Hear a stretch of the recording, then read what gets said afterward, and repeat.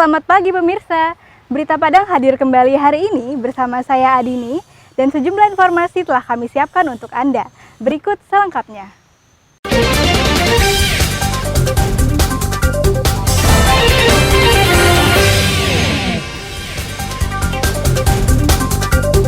Mahasiswa demo gubernur di acara pengenalan kampus Universitas Islam Negeri Syekh Jamil Jambe, Bukit Tinggi. Pedagang kaki lima di Padang mengamuk saat ditertibkan petugas Satpol PP. Warga Kota Solo gelar pacu raki dan pacu benen.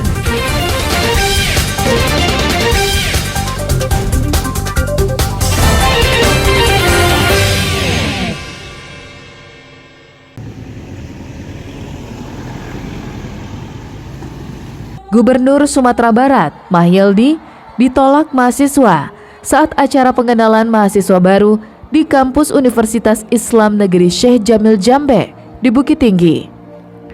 Awalnya kemeriahan terlihat saat orang nomor satu itu hadir di ruangan gedung Student Center pada Selasa siang.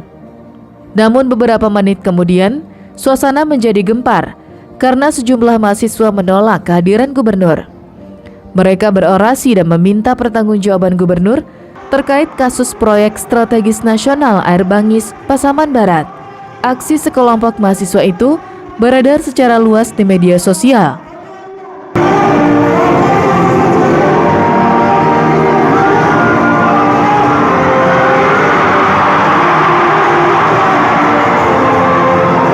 Menanggapi hal itu, pihak kampus UIN Syekh Jamil Jambe Bukit Tinggi merasa kecewa dan terkejut terhadap aksi sejumlah mahasiswa tersebut.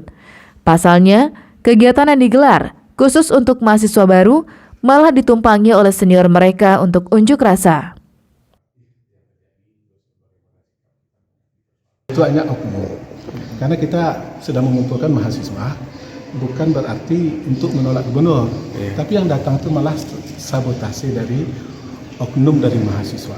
Itu yang perlu diluruskan di media ya. Mahasiswa enggak, mahasiswa sekarang sedang libur. Kemudian mahasiswa juga ada yang sedang PPL, magang. Itu mereka menyebar. Kalau mengataskan mahasiswa itulah malah menciderai dunia akademik. Nah, itu kan punya kode etik akan dirapatkan dan sebagainya. Itu ada ranahnya. Itu berdasarkan intinya kami kecolongan. Kami tidak tahu tulisan yang di atas itu kenapa tiba-tiba ada. Itu kami kecolongan. Pihak UIN Bukit Tinggi saat ini tengah mendata mahasiswa yang melakukan orasi. Pihak kampus mengumpulkan bukti serta rekaman CCTV untuk menentukan tindakan yang akan dijatuhkan. Gubernur Sumatera Barat sendiri yang telah hadir di ruangan tersebut memilih menghindar dan keluar dari lokasi acara.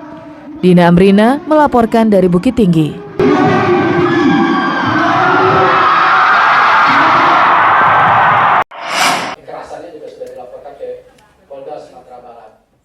Puluhan anggota lembaga swadaya masyarakat yang menangani kasus Air Bangis mengadu ke anggota DPRD Sumatera Barat. Menurut mereka, proyek strategis nasional yang akan dibangun di Air Bangis, Pasaman Barat justru menyengsarakan masyarakat.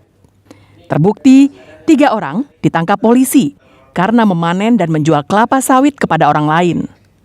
Selain itu, kebun warga juga terancam diambil alih sepihak oleh pengusaha yang mendapat izin untuk membangun kawasan proyek strategis nasional tersebut. Mereka meminta agar pemerintah provinsi membatalkan proyek strategis nasional karena sangat merugikan masyarakat. Mereka juga menuntut agar memberi kebebasan kepada masyarakat untuk menjual hasil panen kelapa sawit mereka kepada siapapun, serta tidak dibatasi harus menjual kepada satu pihak. Mereka juga meminta agar Kapolda menarik anggota BRIMOB yang ada di Air Bangis karena hanya membuat takut masyarakat untuk beraktivitas. Tindakan hukum pidana terhadap masyarakat ini menunjukkan keberpihakan pemerintah justru untuk kepentingan oligarki dibandingkan kepada kepentingan rakyat. Yang kedua, kita juga meminta kepada semua unsur, terutama di DPRD Provinsi Sumatera Barat, mana kemudian mendorong agar rencana proyek strategi nasional ini ditinjau ulang dan kalau perlu dicabut. Kenapa? Karena dalam rekomendasi pembahasan RT RW pun sudah disampaikan bahwa ini tumpang tindih dengan wilayah kelola masyarakat dan berpotensi konflik. Beberapa anggota DPRD Sumbar yang hadir mengusulkan untuk dibentuk pansus karena melibatkan lintas komisi yang menangani masalah proyek strategis nasional tersebut. Usulan ini akan dibahas lebih jauh di rapat paripurna DPRD Sumatera Barat. Itu kalau pansus itu kan tidak bisa diputuskan segera, tentu diadakan rapatnya dulu. Kalau memang diperlukan bisa saja, tapi itu kita pertimbangkan kalau masih banyak yang harus kita minta pendapat-pendapat. Kalau dengan pansus nanti lebih luas, tapi kita belum memutuskan apakah itu pansus atau tidak, nanti kita musyawarahkan. Dalam proyek strategis nasional tersebut, PT Abaco Pasifik Indonesia selaku investor berencana akan membangun pabrik refinery, yaitu proses pemurnian minyak mentah menjadi berbagai produk petroleum yang memiliki nilai tinggi. Pabrik petrochemical dan sarana pendukungnya seluas 30.000 hektar. Di dalam lahan tersebut ada perkebunan kelapa sawit milik rakyat, permukiman, sekolah, dan rumah ibadah. Laude Juhardio Anse melaporkan dari Padang.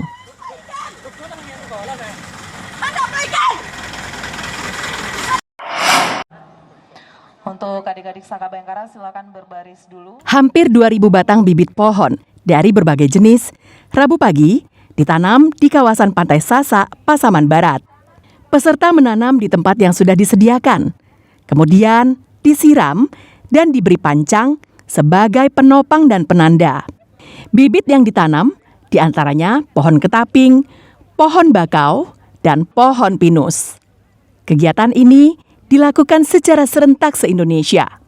Usai ditanam, masyarakat diminta untuk dapat menjaganya dengan baik.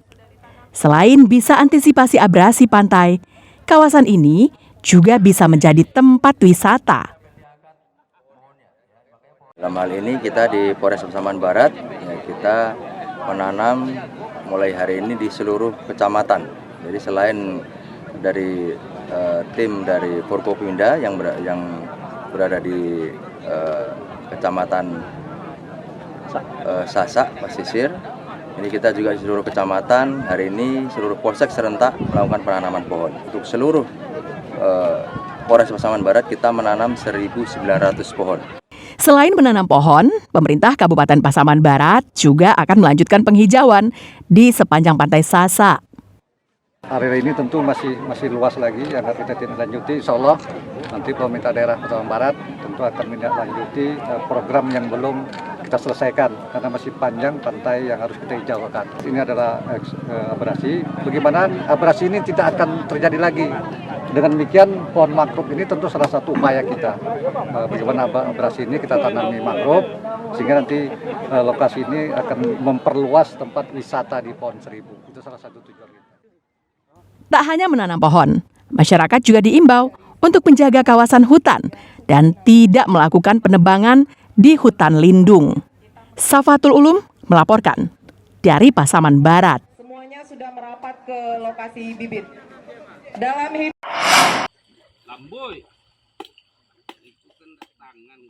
antisipasi abrasi pantai, Rabu pagi, polisi di Polsek Bungus Teluk Kabung menanam 1.000 batang bakau di kawasan Teluk Sirih, Bungus Teluk Kabung, sekitar 20 km dari pusat kota Padang. Penanaman bakau ini dilakukan serentak se-Indonesia dengan tema Lestarikan Negeri Penghijauan Sejak Dini. 1.000 batang bibit bakau disiapkan untuk ditanam di sepanjang bibir pantai.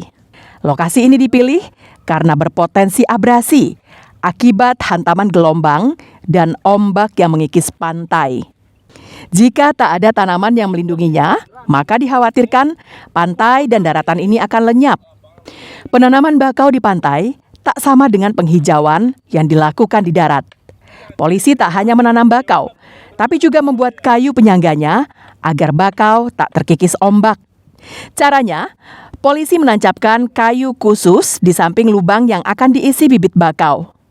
Kayu itu harus ditancapkan dengan dalam agar kokoh. Setelah itu, bibit bakau dikeluarkan dari kantong plastiknya ditanam di lubang yang disiapkan. Setelah itu batang bakau diikat dengan tali ke tiang penyangganya. Daratan lebih kecil dan lautan menjadi besar. Jadi kami untuk mengantisipasi itu kami tanam sepanjang pantai Pandan ini mangrove. Dan kini juga udara yang berada di sekitar Teluk Siri ini menjadi sejuk. Kegiatan ini bisa mengantisipasi masalah lingkungan, terutama bencana abrasi pantai, serta meningkatkan habitat ekosistem laut. Alfi melaporkan dari Padang.